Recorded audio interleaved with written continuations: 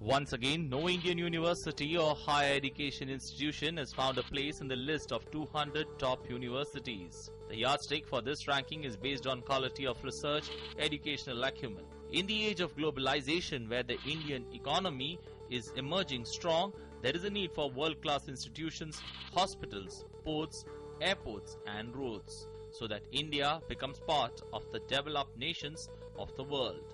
But the shortage of such institutions is being felt by everyone. जब world class institutions हम बात करते हैं तो उसमें बहुत सारी चीज़ें होती हैं. सबसे पहले उसमें इंफ्रास्ट्रक्चर होता है. तो हमारे यहाँ पर हम लोगों ने इंफ्रास्ट्रक्चर पे इन यूनिवर्सिटीज़ के बहुत इसमें पैसा नहीं खर्च किया है. World-class institutions have to be built on the basis of making perfect policies more broad-based and empowering. Intellectual freedom as well as complete autonomy have to be the hallmarks of such institutions.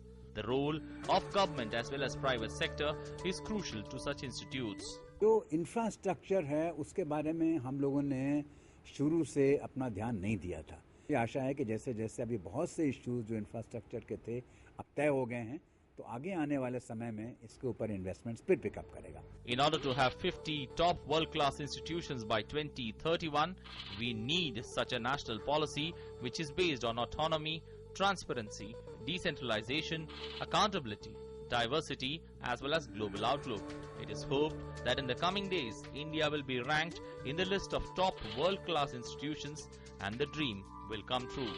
Asim Misra's report, DD News, New Delhi.